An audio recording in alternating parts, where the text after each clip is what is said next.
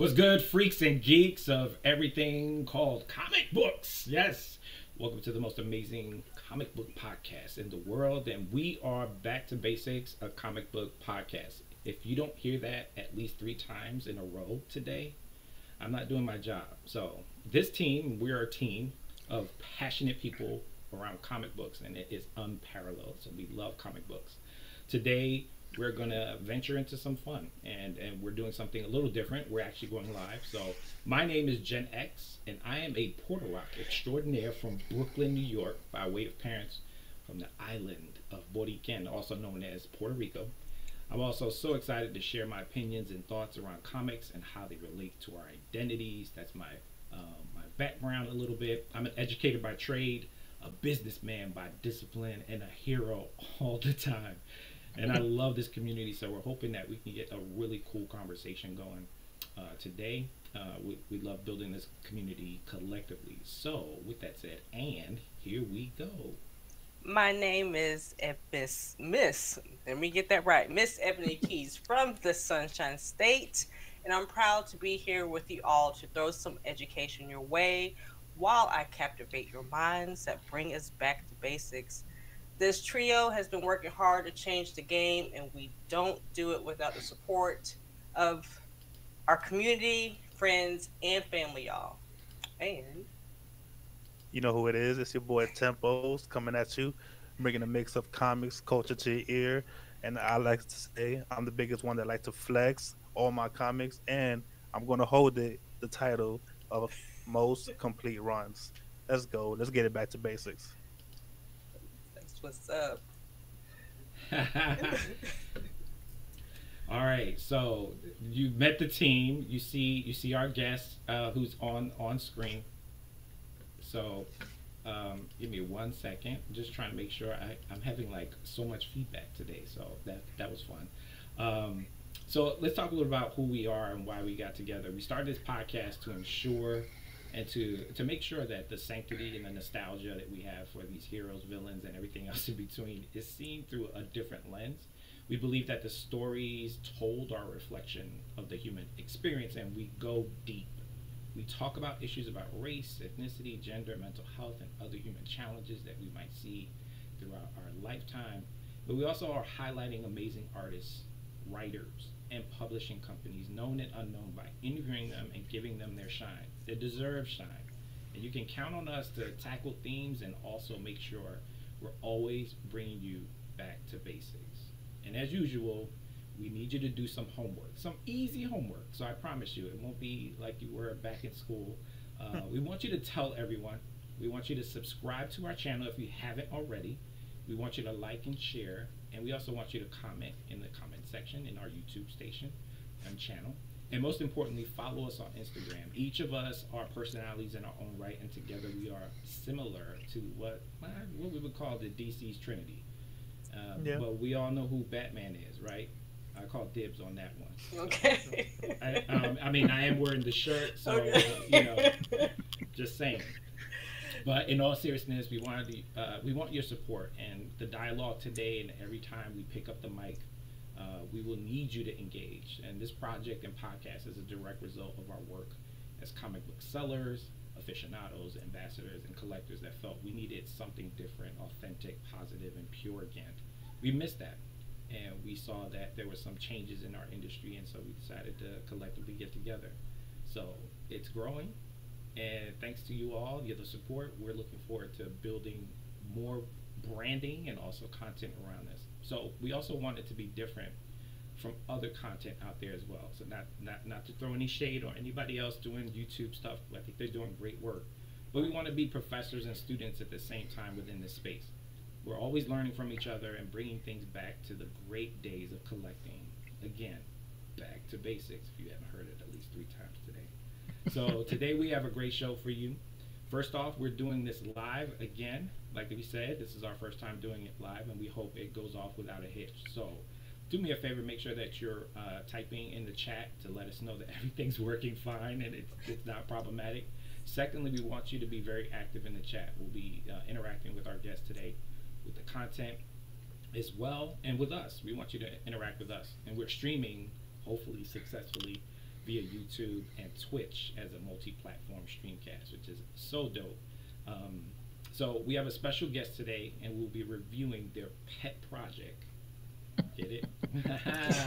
That was good. That was Yeah. good. I know that was a corny joke, I know. But everybody out there, I know I heard you laughing. I heard you all the way from the virtual space.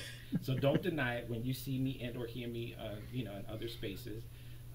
But we're really excited to talk about terrifying Chihuahuas, and we're looking forward to the conversation at large. So here's a little something to give you some insight on our conversation. So we're going to play a little video here for you all to kind of sink your teeth into. So here we go. Here is Night of the Chihuahuas. Watch out now.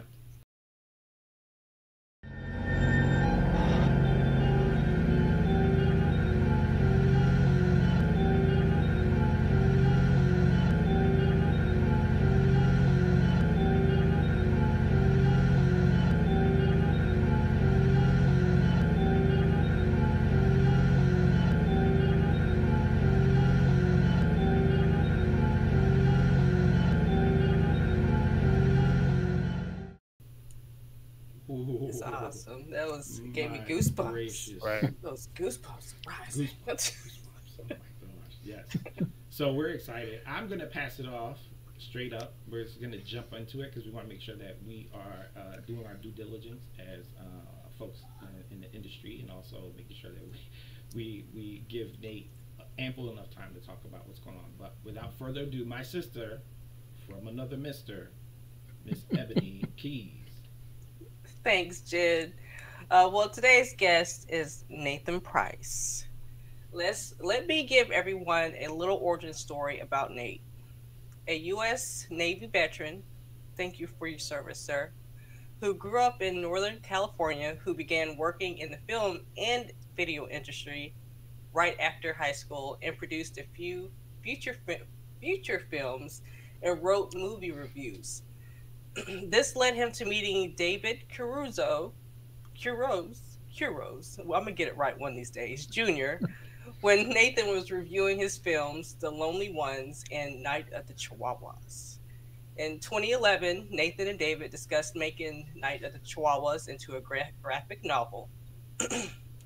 Although the graphic novel was never completed, it set them up years later to turn that body of work into a comic book series by the same name. Today, 3 issues out of the 5-issue series have been completed and are being sold in 30-plus stores in 5 states, some of which have sold out multiple times. The team currently has a Kickstarter campaign running through February 2nd, with hopes of raising funds to finish issues 4 and 5. Oh, and off topic, this man loves cats. Yeah. Now I see why we're talking about killer chihuahuas. Oh my god. So let's all take the time to welcome one of the brains behind this horror comedy about killer chihuahuas invading a small town, Nathan Price. And Tempos, let's see what you got to say. Let's start this conversation right. Start it off right. So, Nathan, it's definitely an honor to meet you. Appreciate you coming on here. We do got a couple questions. Jumping into it, I personally definitely want to know the team, you, everyone else. Can you tell us about that? How y'all met? How y'all squatted up to, make this beautiful project that we all definitely read and enjoyed? I love cat videos. The greatest. If you watched it, it's just a silly video, but I watched it. Yeah, it was good. So the team is very multifaceted. My wife and I work together. My wife is a graphic designer. She's kind of given us the brand, does a ton of work that probably doesn't get enough credit for. There is David Kiddos Jr. He's the author, also diehard to finish this project, puts in a lot of work. Josh Morello works with me on business structure, finances, some marketing.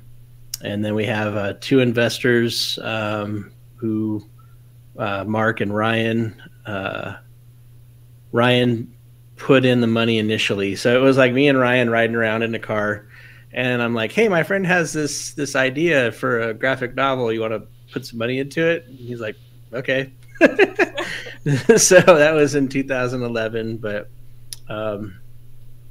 that's really our team, like our core team. And we do have, hold on, let me make sure. We do have people that we work in coordination with, but that's us and two of the Mark and Josh are some of my oldest friends. Mark literally saved my life. Josh puts me in check when I need to be put in check. And Ryan and I worked together on a, I don't know how to put it subtly. We worked in an emerging industry in the state when things changed legally in 2011. So let you guys do your research. I wonder. And then my wife, she's amazing. We've been married 17 years and been together 20 years. So nice. Oh, That's wow. awesome. Congratulations on that. All right. So, what prompted you to publish and produce your own comic books? So when I wrote movie reviews and I met David, like it said in the bio,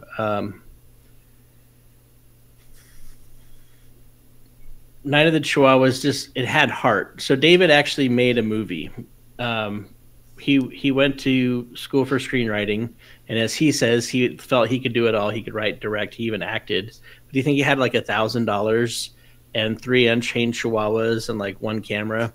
So they went about making Night of the Chihuahuas. It was actually, I think, distributed. And it was not, in my opinion, it was not that good. But it had a lot of heart.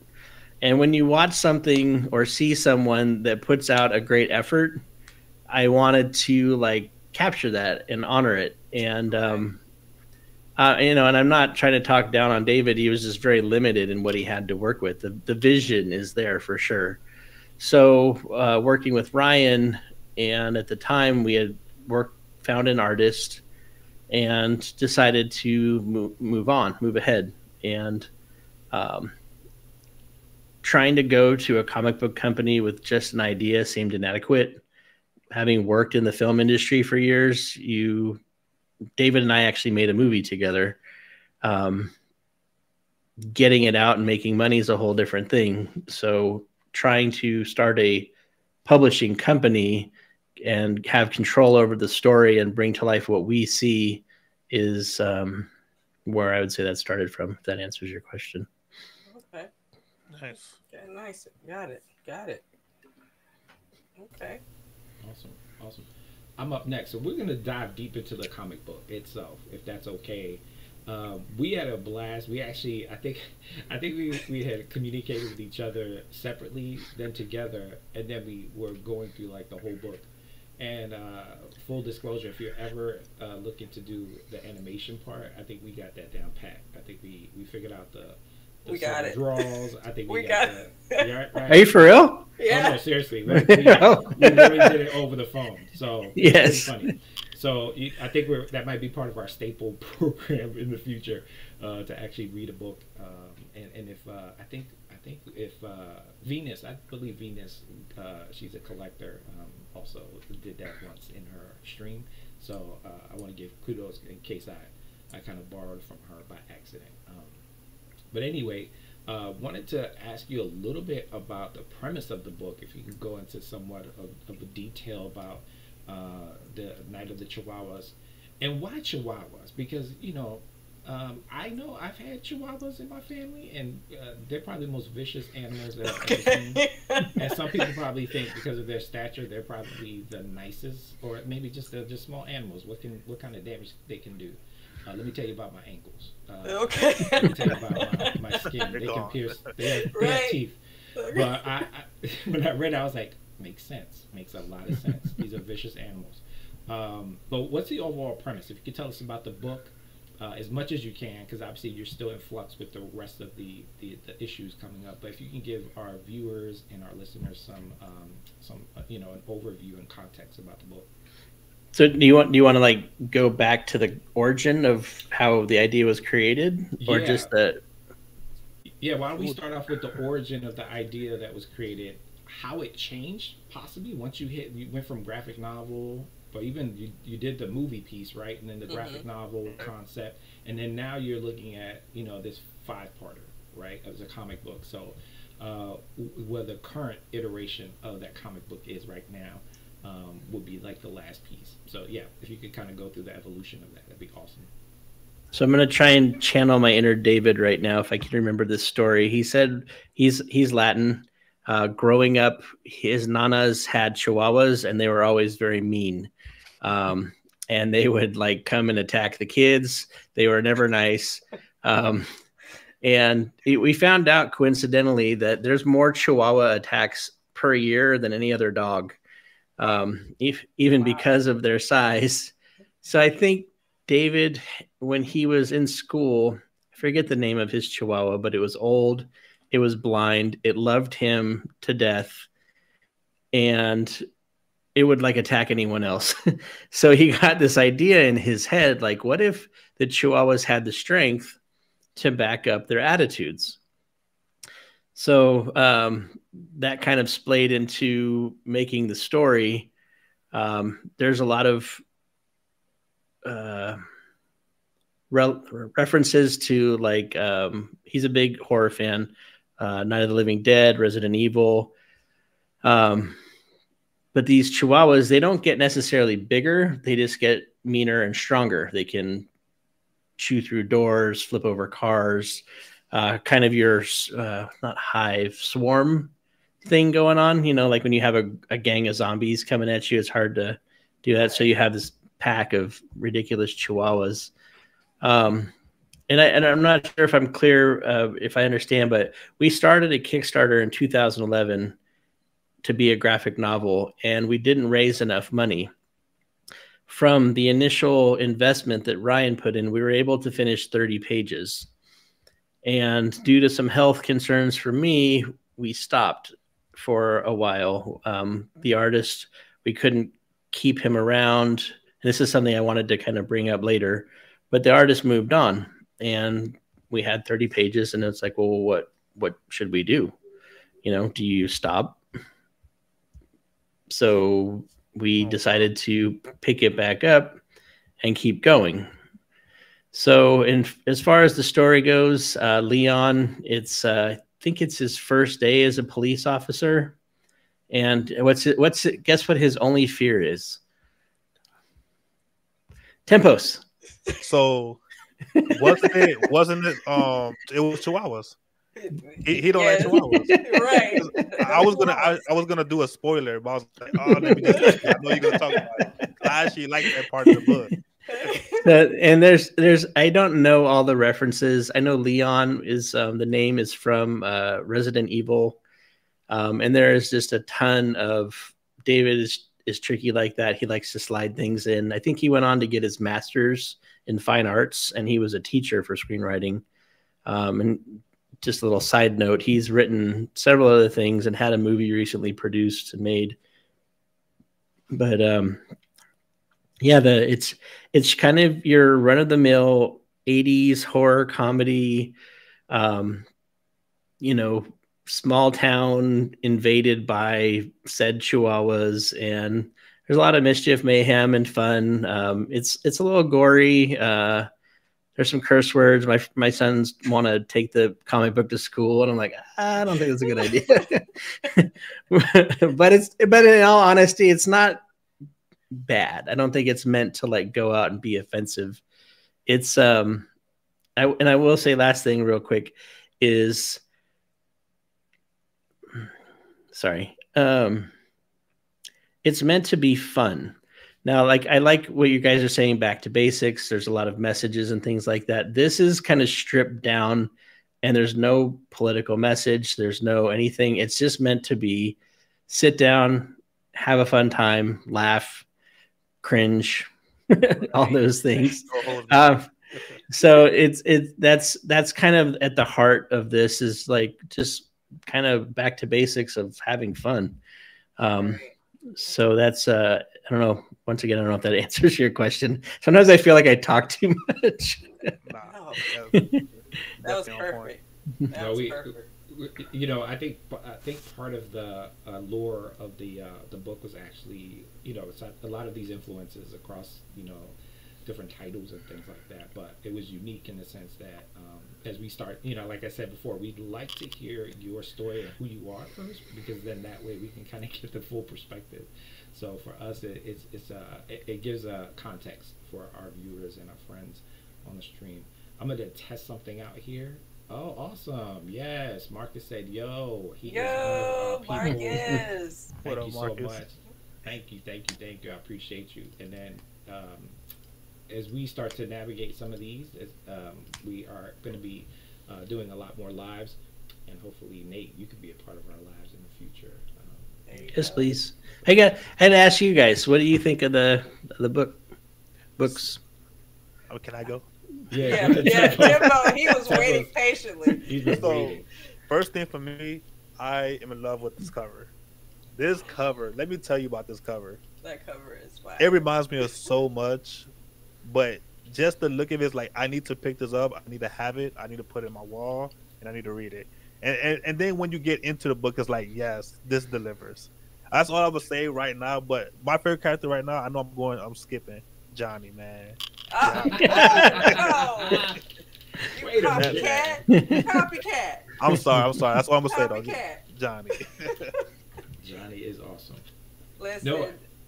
Go ahead. No, I was just gonna say, just real quick, that cover is fire, and Yes. you know, the homage to like the Venom. Yes. I just wanted to put that. Venom out there. number That was so 9. dope. Right. Go ahead, Miss Keys. I'm sorry.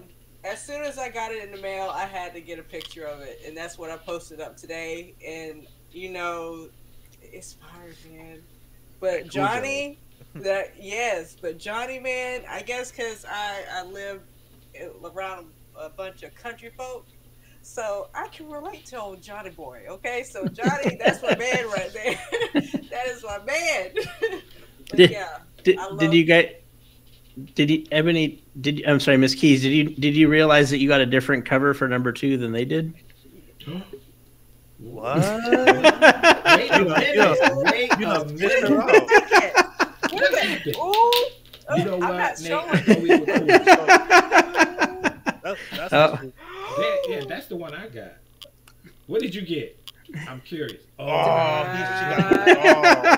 on. The Jaws. I'm jealous. It's all right. If you know me, you know I love variant covers, He does. and I love to flex my variant covers. And then now I'm jealous. No, I can flex. See, this is my first flex moment. Thank you. I love that cover. That's a nice cover right there.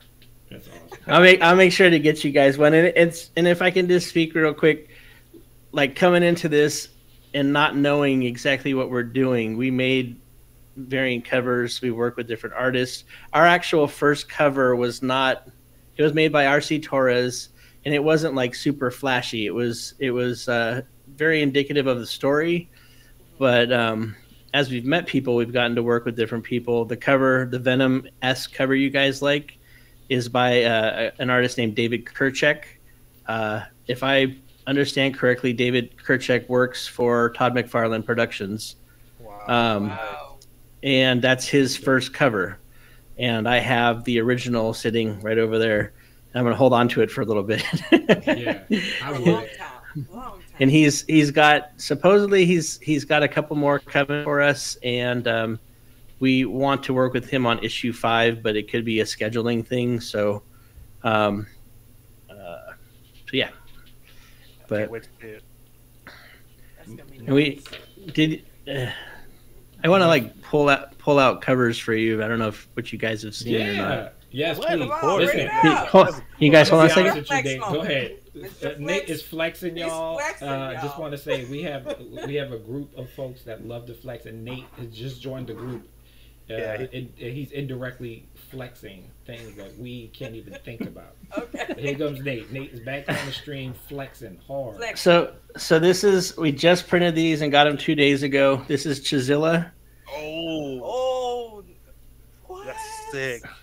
Yeah, that's And this is from an artist named Albert Morales. He did the Fifi cover that you guys have, and this right here is Chihuahua Smalls, Oh my goodness. okay, Nate. I'm gonna I buy need that that. one. and it says Smalls, and it's got the Cuban links. Oh man. And I'm a big hip hop, Biggie Smalls, and you just brought that out. I can't You believe. did. I can't believe that.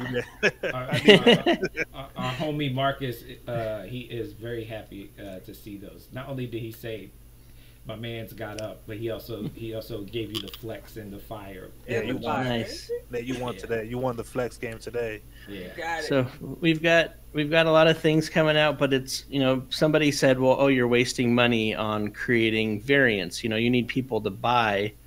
I don't know. Part of it's having fun and being a fan. Like, I meet a guy, I have an idea. Like, I did what's called a mood board. Have you guys ever heard of a mood board? Yeah. Mm-hmm. Yep. Yeah. So I did a mood board for Chihuahua Smalls. This guy turned this cover around in 24 hours.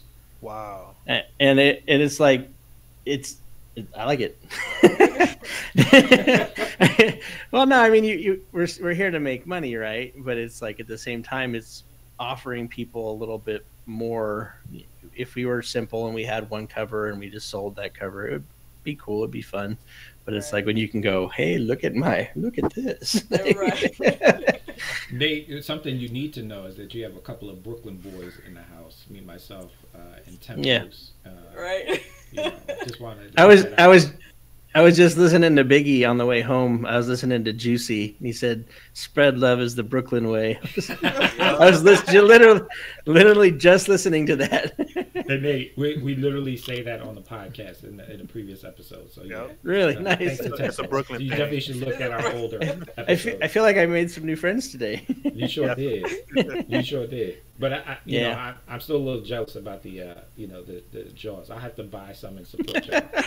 You guys might get a gift in the mail. I figured since Ebony has been in contact with me, and I'm kind of a spaz sometimes. I'm like texting or messaging all these weird questions.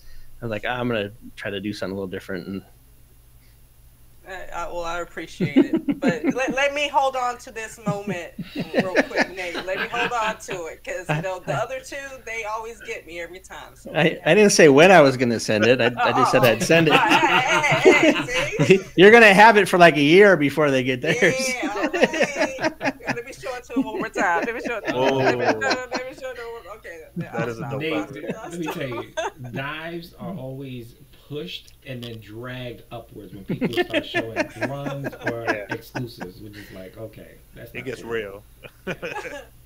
Oh, So Miss Keys, back to the program, Miss Keys. back to the program. Back to Okay. basics again, right? Back Back to to basics. basics. All right, so we already talked about their origin.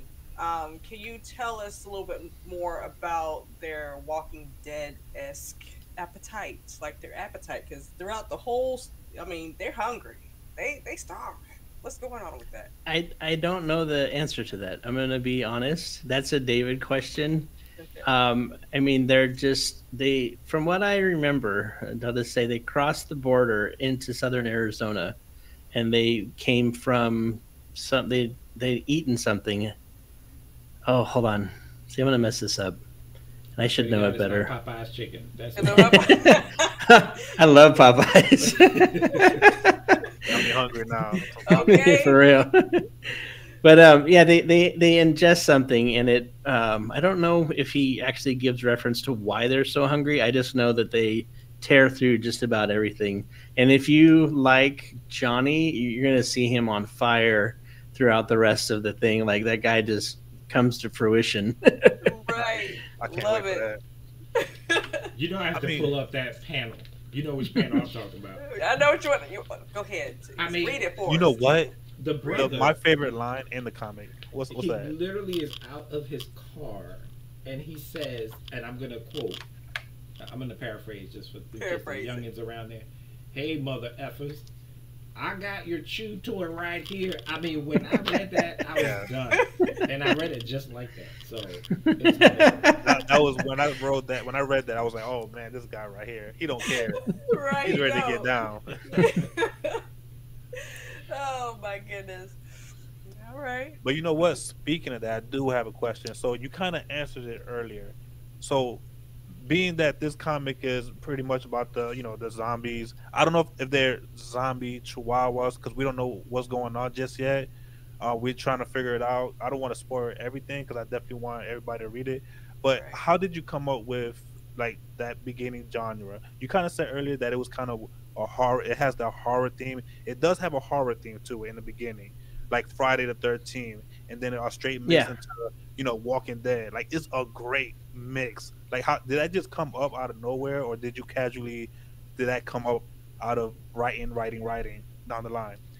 I think that's more of like playing with tropes. If you guys know what tropes are, just general thoughts of how a blanket statement for a movie. So like it is basically formulated totally like an 80s horror movie. The first 3 pages are the girl scantily clad, like oh, and then she dies.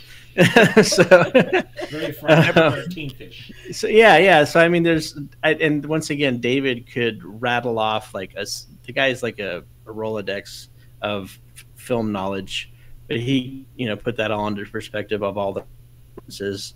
So I mean, it is trope-tastic. It's just he's taking that idea that's already there and just working it. And so it's it's like Sharknado, or there's just things that are so ridiculous. Snakes on a plane. You're like, I gotta watch that. It's the dumbest thing I've ever heard. But I'm not saying Chihuahuas, but like Sharknado, like what? So But it has that feel to it. Because I remember seeing Sharknado for the first time. Like, what is going? I cannot take my eyes away from this though. And it's funny because a lot of people, when they hear of this, and I have friends in the film industry still, and they're like, "Man, you're gonna make a killing with this one day," and that sounds cool, But it is something that's so obscure and quirky that people would probably watch it if you filmed it.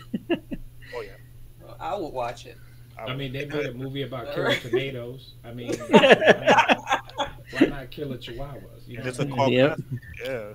And Nate, you're getting a lot of love, especially from Dark Room. He just wanted to say, "Yo, thank you for blessing us with your time and knowledge." I want to make sure I give him props on that. But yeah, I guess we can keep going with the Q&A piece too. If anybody has any questions, make sure you put them in the chat in our YouTube and or Twitch live. Again, we are live, so have fun with us. Keep it respectful. I'm gonna put that out there. There may be children in the room, and so I will paraphrase if I have to. But just wanted to say, want to have fun in this space. I think one of the pieces to, I guess, the futuristic viewpoint, I know you kind of alluded to this a little bit, was you're not sure where the future of comic books is, and specifically what's the future goals for this book in particular. And so movies, TV shows, animated shorts, all the above, I would say you probably are like game for. But how can people, one, support you? I know there's a Kickstarter, and maybe you want to talk a little bit about that, but what's the end game? And I think this might be an appropriate time to pose the question that you posed to us behind the scenes in private about the independent industry or the independent publisher, and where we are at this phase in kind of like in the game of comic bookdom. I feel like there's 2 questions in there. I'm going to try my best to, maybe even 3, to answer them well.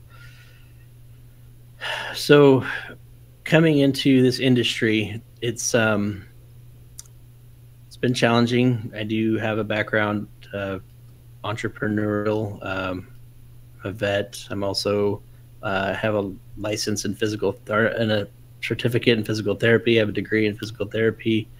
I've done a lot of random stuff, and I'm hoping that it all comes together kind of. But to try to go the independent route, it's much more challenging than I thought it would be. I think I had talked to you guys about waffles, and so we have these comic books. They look great. I go out, I pay an artist, say, hey, thank you. Take that cover, sell it to somebody. I thought I would take that money, pay it to another artist. There's things like tax licenses. I've been threatened to be sued. There's just all these challenges, and one of the biggest challenges that I wanted to talk about is working with artists. RC Torres left after 30 pages. He had other things to do. People have lives, they have to move on and work. So we had 30 pages. Well, do you throw away all that money and all that work? I didn't think that was smart. So we hired another artist, Albert Morales. Albert Morales finished the last 2 pages of issue 2, which I'm not sure if you guys saw the change in art. So he's a very good artist. He's worked with, from what I know, a lot of the major top 3 comic book companies. Well, we got to a point again where things kind of got put on hold, and now we've had to move on to working with another artist. So this is kind of a question posed back to you, because I'm actually interested to hear that on issue 4 we have an artist named Erica Ruiz, and then we'd like to finish off the series with DJ Kerchak, that guy that you guys have seen on the cover. And so the story is solid, but we're going to go through a lot of different things here. And as an independent, do you give up because it's not going your way? I can't tie RC down and drag him back to the table and be like, you need to finish. I asked, I tried, Right. It didn't happen. So, are you kind of bound to fail? We have another project called Killer Hair. It's about a woman whose hair gets possessed and starts killing people. It's a lot of fun. It's maybe Rapunzel meets Venom. What? You got me. Okay. So I'm writing this one. David has been helping me with some of my structure, but it's another horror comedy. I like that feel. I've written several things myself, kind of evolving the topic here into where we're going. The end game for us, like for me, I would like to finish Night of the Chihuahuas, help our brand, which is Porkchop Express, and be able to create more projects down the road. And as far as like merchandising and anything, it all comes down to, it's not so much about me getting paid. I mean, I told you guys a little bit about me before the show. It's not so much about getting paid as it is like, can we get money and continue to do things? So, I mean, it's like this. Did I need to make this? No, I didn't. That's dope. Was it fun? Yes. Was it? So it's like, if we were to pop off, movie, video game, toys, merchandising, that'll be great. The idea is to funnel all the money back into creative projects and expand working with other people. Nice. Yeah, and hopefully creating jobs. I mean, it is art. It's still a job. I mean, the work that the artists do is if you think about the amount of time and dedication that these artists put into creating like one panel, it's bizarre. Like, I think they should get paid a lot more. I just don't have that kind of money. If I could pay them like $500 a page, I mean, they could relax a little bit probably, Right. but it's yeah, I mean, we got to find that thing. So, yeah. Yeah, I mean, you talked, and maybe this is more of a collective conversation about the independent publishing lane at this point in time. And we saw successes, obviously, with Image Comics, with literally artists basically taking the reins and taking back their due, their due funding and money and their trademarks and everything that the big companies weren't giving them. And so thinking about some of those independents, and hopefully there's some folks on here who are independent heavy. I know Almost Vintage. He's one of our friends and family members out there, but he's big on indies. Yeah, to the core. And, but when you look at when you think about like Image, you're thinking about also Valiant. They had a little bit more money behind it, and so you asked earlier, is it doomed to fail in a sense, this independent industry? And I would say it's yes and no. The only reason I say that is because I know of a few publishers, and we've been able to interview them in different capacities, but they've been successful. But that grind is 10 years old. I equate it to actors who hit it big, but they have to stick to it for at least 10 to 12 years before they even see they're just due. But then you factor in the creative side. Like, what happens to your baby when those big major companies come knocking and saying we want to make a full movie, or a cartoon or animated series or whatever. Yep. And you kind of have to have flex, pull, and power in a sense. And that's why Todd McFarlane can do what he does. He can say when he's going to put out a movie, when he's going to do an animated series. But I think for folks who are trying to get their stuff out there, I think it is a bit challenging. So yeah, just wanted to put that out there. I think that's my perspective around the indie realm. I think for people who are indie heads that follow the storyline and how good it is, they learn a lot. People are learning a lot about how to write in a much more artistic and creative way. Outside the box. Yeah, right. Completely. I mean, right. There's storylines that you, like you said, there's storylines you're like, what? How did this happen? And then some people are big into, was it the rom-com type of situation? There's comic books that do that. And I hadn't seen any of those until I went to my local comic shop and he said, you got to read this. And I'm like, what? What is this? And it's a love story. And I'm like, whoa, I'm not used to that. So I think that it ebbs and flows. I think it just depends on the niche and how good the writers are. The artists definitely got to be on point. But if you could answer this for me as well, Nate, not that we're going back and forth, but how do you retain those types of folks to stick around, or how do you do that? Like, especially if people are calling.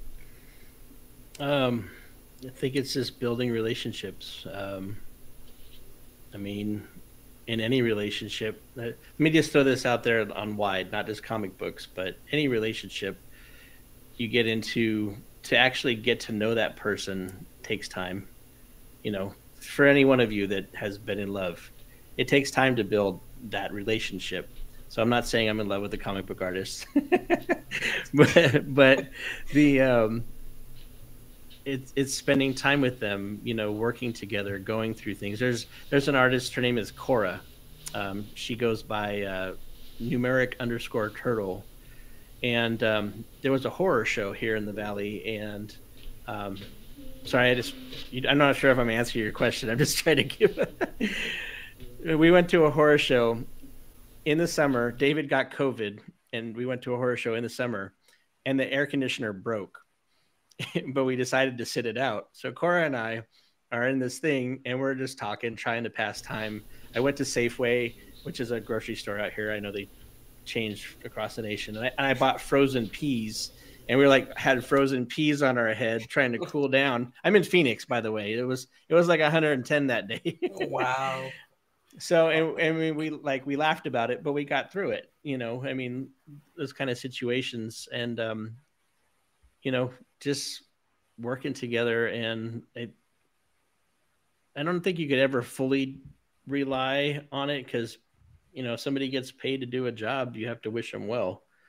But I think it's getting to know multiple people. I have a 5-year plan for, you said 10 to 12 years. I have a 5-year plan to build a core team, and I have a mentor, and just hoping to keep those teams like DJ Kerchek, the guy, low key, literal genius. The guy he went to Stanford. He's an amazing artist, but he's also extremely intelligent. I just love talking to the guy. It's I learn something every time. Right. but trying to keep these relationships up because, I mean, you get into that level of art, you're going to have a hard time not holding someone down, but getting to work with somebody at that level. So I'm just hoping to like nurture these relationships and I reach out. Do you guys know who Peach Momoko is? Oh Yeah, of course. I've had a couple conversations with her. Just like I just thought, like, why not? Like, I'm gonna reach out, and I had a couple conversations, and the conversations were fairly short, but they were like, I was just trying to see if she would do a cover, and she was very kind, and to me, like, I didn't really realize how big she was. You know, it's like if Brad Pitt sat and talked to me for like 10 minutes, I'd be like, that's great. Like, I feel cool. So, but she, you know, she's committed, like, contractually obligated right now. And she's like, I like your project, but I just can't do it. So, and then once again, it is like you judge a book by its cover in the comic industry. So, you know, if Peach Momoko was on our cover, I would say a percentage of her followers would probably buy the cover just to buy it. I would. So it's like guaranteed I love sales. They're called fanatics for a reason, right? Okay. Momoko fans are huge. I have a lot of Peach Momokos. He does. He has everything. Everything. Can you tell behind him? If you can't tell, he's an Alex Ross fiend. So yeah, he's collecting everything. I did have a quick question from one of our folks. He said, Marcus says, how much does a book usually average for an artist? I understand everything depends, but for instance, what would be a fair market cost? Well, I think it goes by per page. So I've heard everything from $85 a page up to over $250 a page. From what I know, that over $250 a page is for some of the top agencies, or the top 3. It probably could be more than that. So I would say we work within the $100 to $150 range. And if you have a 20-page book, 150, it's like $3,000 just for interiors. Wow. I did not know that. I didn't know that either. So, and then you got to factor in the cover art, and then not only that, but it depends. Some people just do pens and inks. So, if you do grayscale or like for shading, or some people do text and the bubbles and text, and some people don't. And then you got to pay extra for that, or you have an amazing wife who can do that magically, but it takes her time because she has a family and her own job. Right. So I guess I better get back to my artwork. I got to get back and polish. Okay. Right. I'm about to go to school for art. Okay. Goodness, we're missing great out. Insight. A lot of us are looking to publish our own books, even myself, and I know it can be costly. I know that you all started Kickstarter as well to help kind of subsidize and support some of that. How successful has that been, and is that part of your staple on the regular? No, it's the first time we've done it. It's been kind of an emotional roller coaster because, like, I don't understand algorithms. Everyone's like, "Oh, you just got to do the algorithms." It's like the worst. It's like the worst thing. It's like you got to like catch the unicorn. Like, so you got to do videos, posts, and stuff. And this is on one social media channel, and then there's multiple social media channels. You got to get in the algorithm of Kickstarter. So right now we went for $1,000 as our goal, which we need more than that. We're at over $2,000 right now, from what I know, unless somebody canceled, which does happen. I found out. But if we started at 1,000, once you reach your goal, you can take that money from there, and it also is supposed to boost you up into projects we love. So once you get boosted up into Kickstarter's algorithm, then you are more visible for people. Because once again, when you have those waffles and people see the waffles, like, I'll try the waffles, and they're like, damn, this is delicious. Right. And I want to say something else too. If you want to do self-publishing, you can always, be glad to help. But Porkchop Express, I've heard of them. They're pretty good. And does anybody know the reference to Porkchop Express? I'm a Gen Xer, so yes, I do know the reference. Yes. Does anybody else know? I guess I don't. I'm All right. So how about this? Why don't we, in the meantime, because I'm gonna put my people out in Front Street, in the chat. If there's anybody who gets the reference, put it in the chat. Put it in the chat. If you put it in the chat, you're a winner chicken dinner. So winner chicken dinner. All right. Nobody's biting yet, so I'll give them a minute. but I don't mean to take so because I'm really interested in this piece. Definitely want folks to also learn from us as well in this podcast. But there's a lot of work that goes behind the scenes to do this. What's the plus or minuses when a lot of folks, especially, are doing variant covers? They're kind of basically doing their own covers with with shops, houses, publishers, people joining forces just to afford those. But what about the digital area? Because I know that also is another opportunity. I like paper, but have you all even ventured into? I know you have digital capabilities, but what are your thoughts around that in that digital age? Because people thought that comic books were, physical comic books were going to be dead, but that was the complete opposite. So what are your blasphemy?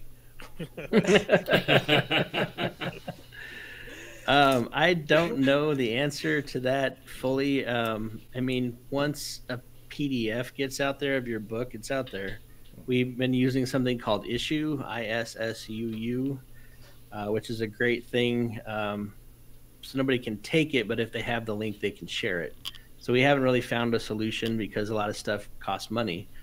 So we haven't pushed digital too hard. Digital is part of our Kickstarter campaign. I think just the hands-on copies is, I don't know. There's something to me about having a book in your hands. It's way more different than looking on your phone or the computer. I guess I value it more, but I mean, in terms of like people buying it and reading it online because they want to keep it crispy, like that's cool. So as we go through this, it's all learning. I mean, it's Right. One thing I wanted to say, because you said it, like, what are the things you've learned, good and bad? One of the things is I'm trying to learn to live with heartbreak, because you go through this and every so often it's like, oh, like you just, something happens and your heart breaks. So, and then did you ask something about working with artists on variants? Yeah. So we've noticed in the industry there's been a huge influx of, for example, covers, even some of the parody covers that come up. We have a lot of these homages. Yeah, homage to like Pooh and maybe even Jason and Freddy Krueger. Somehow Pooh is now a killer, serial killer at some point. So we have all these things, but then other folks are really getting into the game of these variant covers that they're selling as a team and kind of putting their stamp on there, right? And that whole process. But I'm fascinated by the fact that folks like you, Sebastian Jones from Stranger Comics as well, he's another independent publisher as well. These folks, you all are literally starting from scratch, developing from the ground up, and really putting your money where your mouth is. The Kickstarter thing, I would love to pick your brain on a little bit later once you figure out what's going on with that. But I did want to, I guess the industry is changing so fast and quickly that it's becoming, some parts are becoming more watered down and the other ones are becoming much more robust in different ways. Right. So I just wanted to just put those 2 cents out there. All right. We're back to questions. Nobody figured out Porkchop. Yeah, nobody answered the question, so you have to let us know. All right, so there's a phenomenal movie in the 80s, and it's called, it actually has Kurt Russell, right? Yep. And it is called, oh my gosh, why am I blanking out? Oh, Big Trouble in Little China.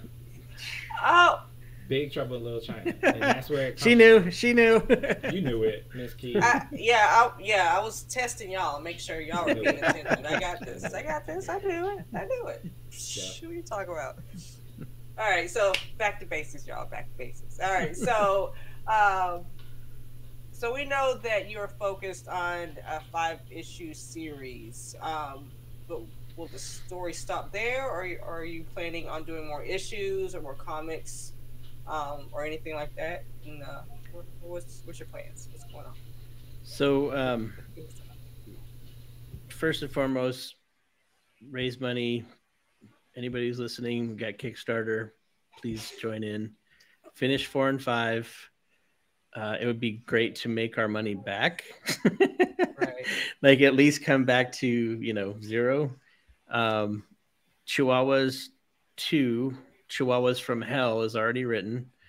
And that's a conversation that David and I have going on currently, because he's not a part of Porkchop Express. He's an independent. He's writing books for a company called Aquatis Comics, owned by Rob. They're great. Kind of working with them and learning the ropes together.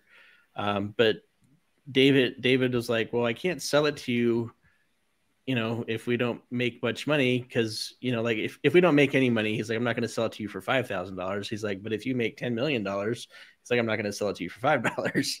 So we're trying to, I have, I think it's called First Right of Refusal or something in film, where we can do that. So yeah, there's another whole series. And I told you guys a little bit about Killer Hair. And the idea is just to make more stories. Beyond Killer Hair, we have some ones that are more like coming of age stories that are more serious, have to do with hip hop, graffiti, breakdancing.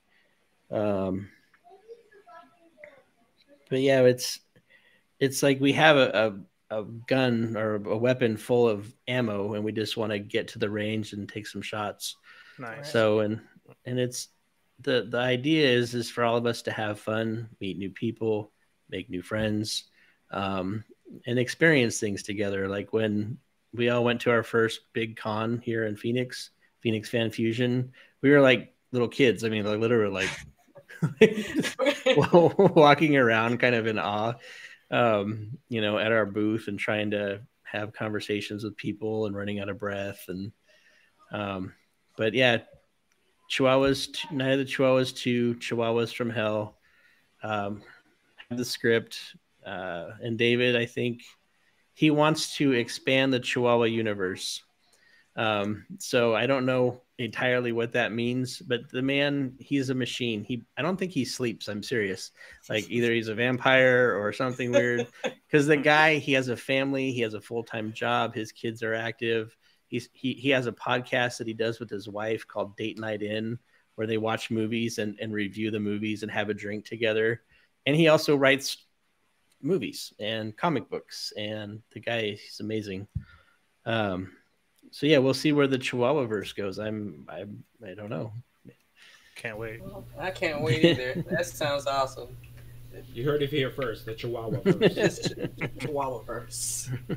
Poor Chihuahua. Coming to you soon. Now. So, if I can, I actually do have 2 questions. Kind of taking it back a little bit, what we were talking about. A lot of the characters, Officer Branch, Leon, Johnny, are those characters mainly from people in your lives, or did it just come up like off of writing the material? Because they feel like these people are alive, especially when you talk to them. We got like the officer; she's kind of a badass, we got Leon, even though he's a tough guy coming into town, he's scared of little puppies, you know what I'm saying? And then Johnny, he's just, this guy that wants to, he put a gun in your face and, hey, listen, this is my town.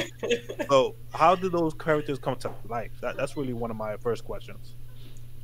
I can't speak for David again. I don't know his whole writing process. I've heard people say write what you know.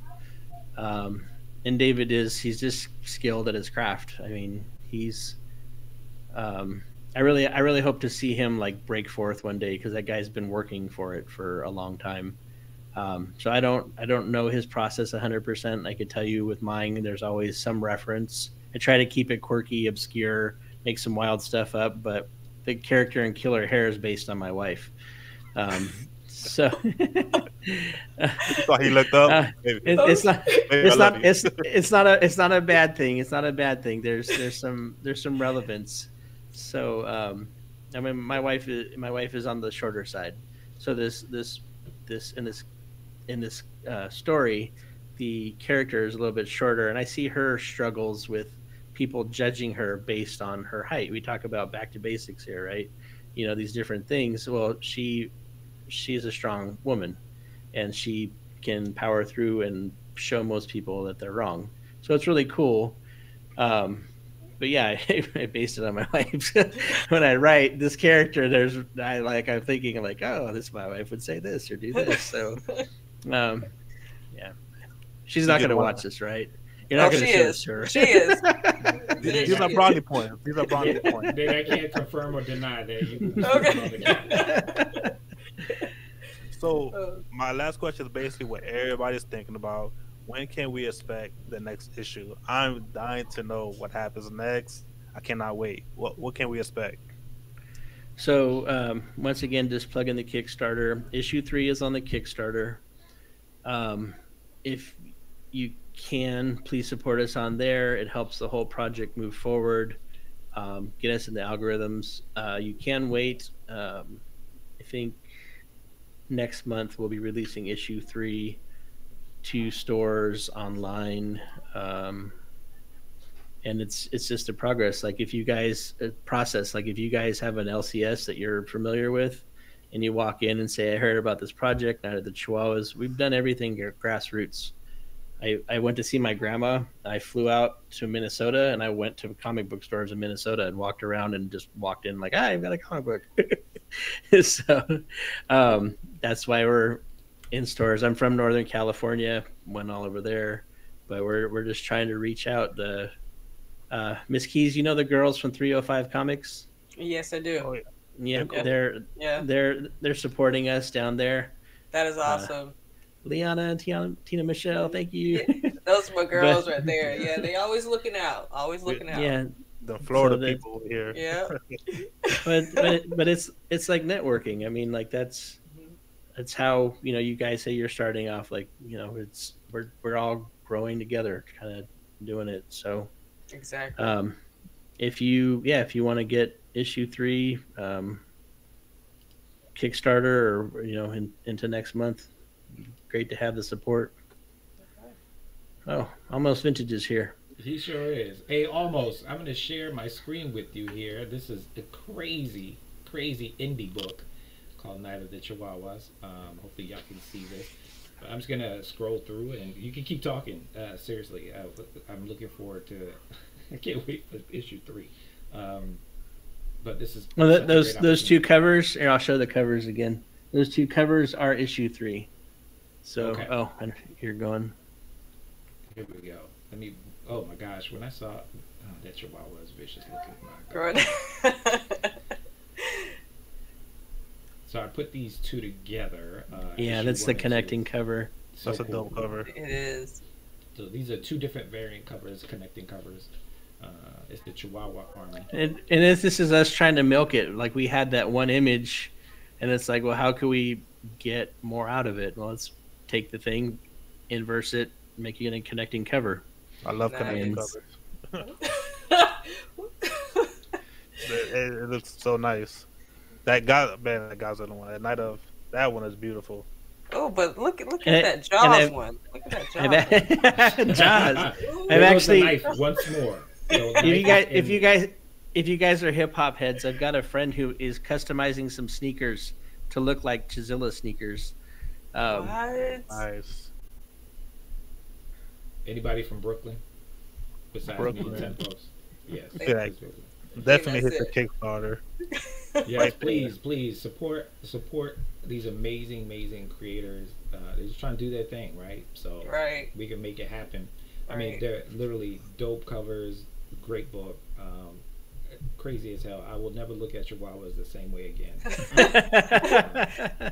especially the venomized ones that come down the street. Oh my goodness gracious! But again, find them on Instagram, specifically Night of the Chihuahuas, and the Kickstarter at bit.ly /killer dogs. This is the biggie one. I need the biggie one, by the way. And real quick, the the killer dogs is capital K and capital D. It's case sensitive. So got you. Okay, so capital K and capital D. All yeah. right, cool. Awesome. Killer dogs. Killer dogs. Awesome. Trying to make, because it's hard to spell Chihuahuas. You're like, oh, Chihuahuas. Everybody knows the word. They're like, sound like, it out. Yeah. David always says wah wah. What up, Vintage? Vintage, he's one of our friends and family members here. We had talked to you a little bit earlier about it, but he said very nice work. I've researched it. It looks like a fun read. It is a fun read. It is a fun read, Vintage. That's spam. Yeah, definitely. So we appreciate the support here for this book in particular. We're waiting for. I need to get that biggie one, and I don't know what I need to do. If I need to figure out whose child I need to. Whoa. What? I have two friends here who have children. I may have to get that variant cover and be like, hey. Do you need any other children? Here we go. Listen, hey, that you biggie ain't... one. They might actually take me up on it. Let me take that back. Okay. That's a felony right there. Oh my goodness. So I definitely want to be mindful of time and want to thank all the folks on here as well. We would like to provide a time for you all to ask questions in the chat to us. If not, we're gonna keep it going. Question I have for you, Nate, is I know that these books are not cheap and they're awesome, but I was thinking about actually seeing if any of the folks who participated doing a giveaway for them to come and actually read the book and actually bring them onto a future stream at some point to actually review the book as well as an update it.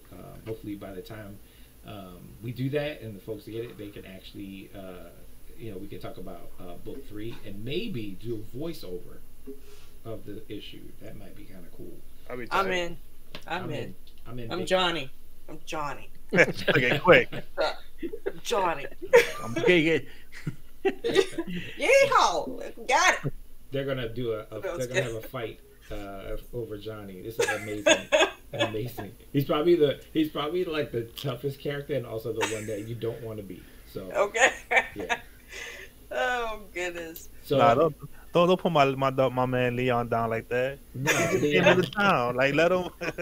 You know, we still got more characters that we haven't seen yet, like the scientist. No. I'm really definitely wondering who the scientist is. Johnny said this guy just moved in. All this stuff happening. So the mayor. Yeah, the mayor. Yeah. So I definitely want to see what's going on with all these other characters that's going to be introduced later on. I can't wait. Mm-hmm. Again, if you have any questions, put it in the chat. As we're winding down our time together, we want to make sure that you get all your questions answered, especially not just about this book, but also, again, as you've seen, we were talking about the industry, how to get in and what it takes. It takes a lot of work, a lot of managing of people, time, just like any other business. So I'm going to have Ms. Keys kind of get us closing on the tail end and kind of talking to us about any other lingering questions we've had out there. Well, the only 2 questions I have are, the first one is, we already know about Killer Hair, but are there any other titles coming out from Porkchop Express? That's my first one. I'll let you answer that. Go ahead. There's other stories. There's other stories. They're all in development. If I can be vulgar, when we go to comic book stores with my kids are 11 and 8, 2 boys. When my wife walked in and she's all I see is demon porn in here. So I started a story called Demon Porn. Okay. and right. it'll probably, the words will be changed around a little bit, but it's based off of our exploits into this new industry, and it takes some wild and weird turns. There's another one called Mind the Gap, which is a coming of age story about a young boy, and It's it's like Charles Dickens with a hip hop theme.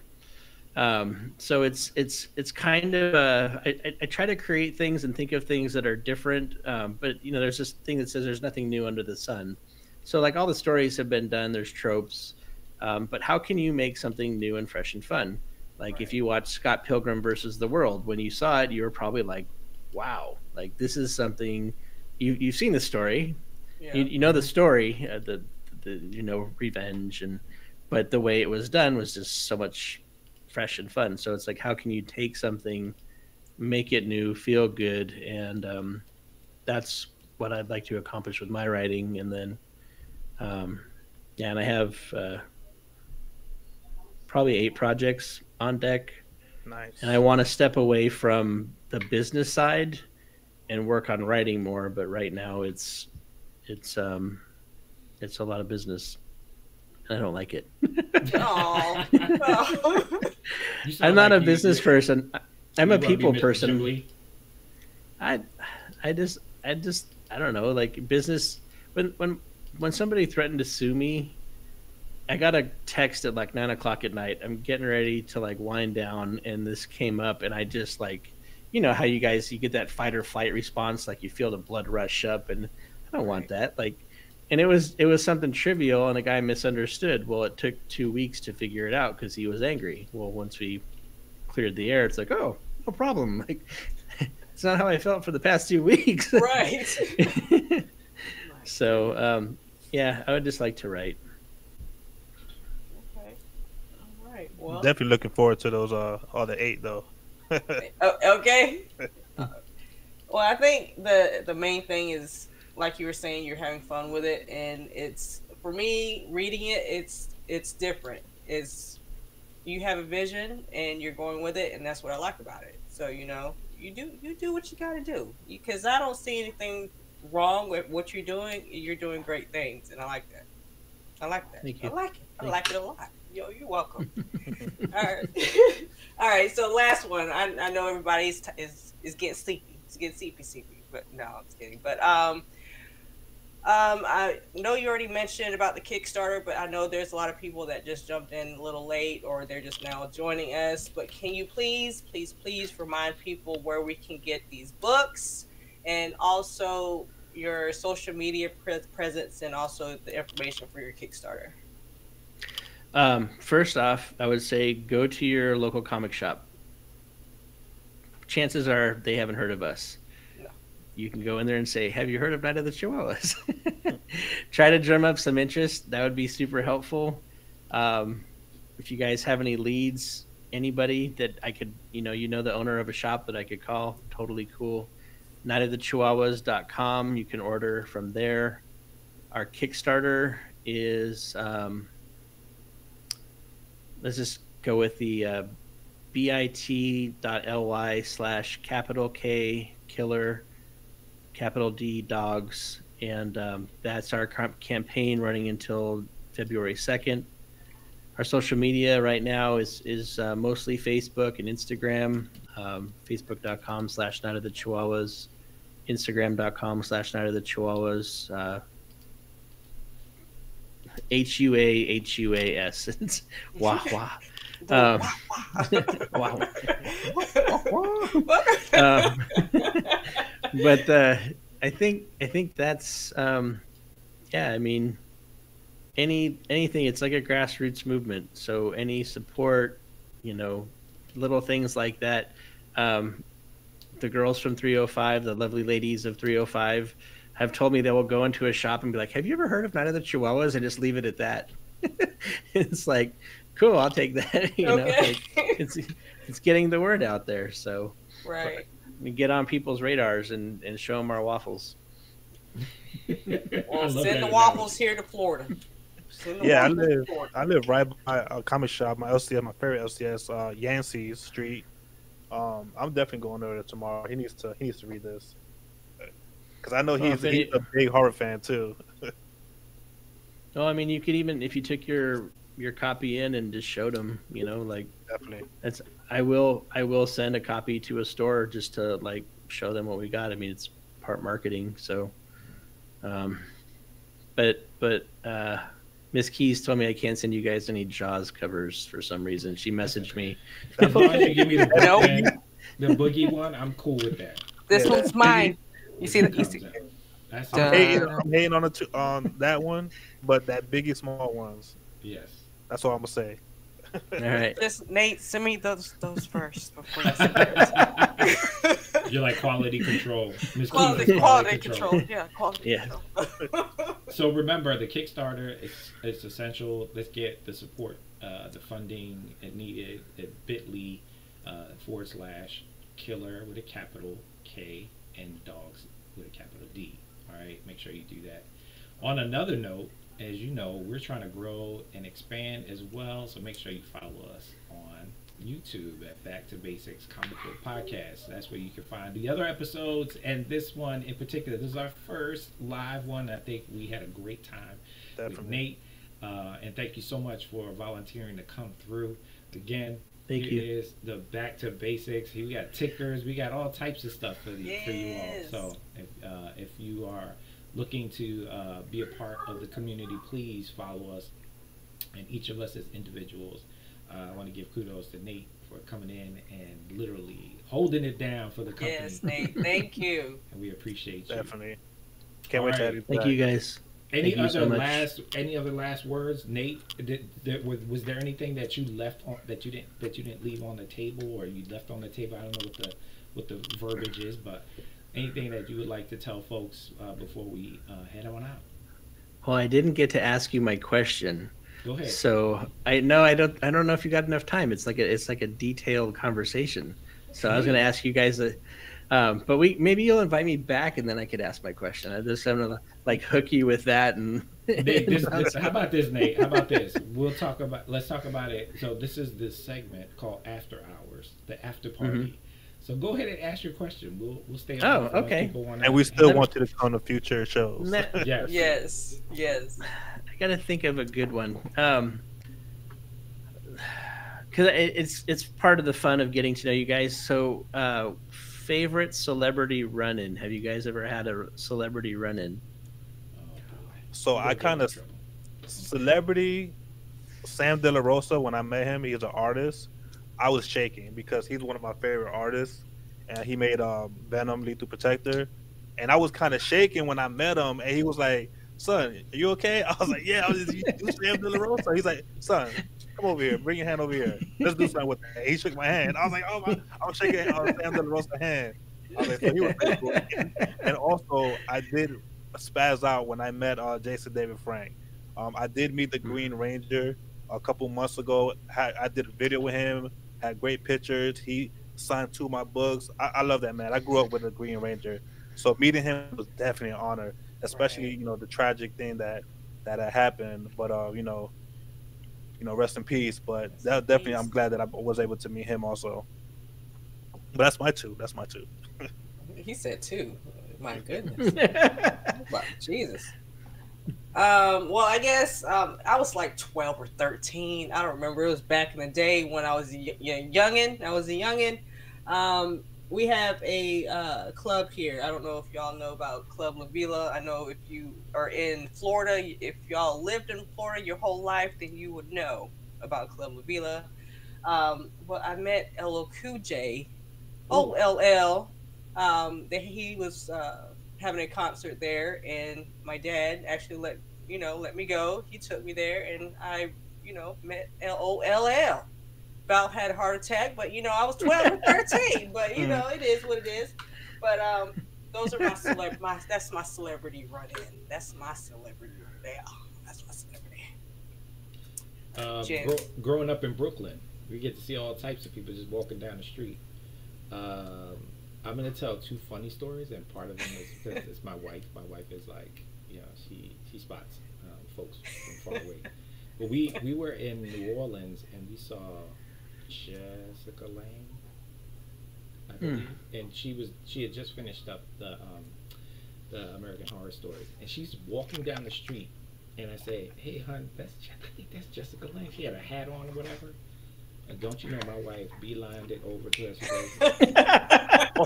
I want to be part of your coven. That's what she said. Can I be part of your coven? And I was like, you should see my face, my hand. I was like, oh my God. And the woman was so cordial. She was so cool. And my wife was like really awesome. And then, it was a moment. And then the other time, I don't know if this is a pattern. I was in Brooklyn, Fort Greene, and we saw Christina Ricci walking down. And my wife yells out, hey, Christina, like she knew her. And Christina turned and was like, oh, hi, how are you? And I thought they were going to have a conversation and whatnot, or sit down in the park and drink coffee. Right, let's go have lunch. But she looked mortified because she was trying to figure out if my wife was like a producer or something, because she was so confident in like the way that she approached herself. Those are my like celebrity, like, but it's kind of tangential. It's like I'm connected to my wife doing that, so I don't know if it's mine. But I met some. You were there. People. Yeah, Claim it. yeah. Own it. Please, I don't want to be embarrassed, or the cops will come and get me. It's some crazy situation, but yeah. Well, how about you? Right. Who I was going to ask that too. Run into. I've had a handful. One of my favorites was we were working on a movie in LA, and I went to go to a production company, they carry lights and everything. I forget the right name for it. But I go to the trailer, and they, where all the paperwork is done. And I walk in, I open the door, turn the corner, and Jason Statham is standing right there. Oh. I literally froze. I was like, I just stood there. I literally stood there. I didn't move. And he walked by me, and he's like, hey, he's like smiling. I mean, I guess as a celebrity, if you get that, it's probably pretty amusing. Nice. But I mean, like, I was like that, and the lady at the counter was just like, yep. And I was just like, oh, man. He was filming Crank 2 because he was wearing the outfit that he was wearing in the movie, and I felt like kind of like a fool, but it was cool, like it was just cool to like. I guess it was cool to freeze up. He's a badass. Huh? Yeah, I would too. and I'll tell you one other one is I met Danny Trejo at Film Festival. Nice. And what was bizarre, I didn't talk to him too much. He was nice. He took the time to talk to me. When I shook his hand, he had the smoothest hands I might have ever felt. I'm like, this dude is like the roughest, right? Like, dude ever. And maybe he had like a fake hand. I don't know. Because I shook it, I was like, "Why is his hand so smooth?" Like the dude looks like he looks like a rough and criminal. Like he's great moisture. He's so good. When you get older, you gotta make sure that your skin is supple, and you gotta get that oil of Vallejo. Yeah, right. Yep. Lots of cocoa butter, and make sure your skin's nice. And he's been in a lot of movies, especially with Quentin Tarantino, work and everything. He's been in a lot of movies. I wish I met him. That's dope that you met him. And his story is amazing too. With somebody who just he walked off the street onto a set, and they were like, "Yeah, we need somebody to train someone to box," and he was like, "Yeah, I can do it." That's crazy, insane. Yeah. Well, Nate, we know that you're phenomenal. I'm glad we were able to showcase you on this podcast, the Back to Basics, the comic book podcast. As I said before, on behalf of our family here, you are always welcome. I hope you chime in our next live, or even just check out our YouTube channel page. We're looking forward to building this out in any way that we can help each other out. Let's do it. And we're all family at this point. So hopefully you feel Thank the you. same way. Family. Thank you. So you're welcome. On behalf of the team, or maybe we should just all sign off. I'm Gen X. Miss Ebony Keys. Your boy Tempos. You know who he is. We want to thank you all, everybody who came through. Make sure you check out Night of the Chihuahuas. Help support and get that 3rd issue out there, 4th issue, and 5th issue. And let's build up together. That's the only way we can do it. Let's do it. So thank you again, Nate. And tell your team thank you for letting us borrow you for this amount of time. I know you but we're really grateful, and we thank you in advance. Thank you. Thank you guys for having us on. Awesome. All right. Bye. Nice meeting you. Bye. Love you guys.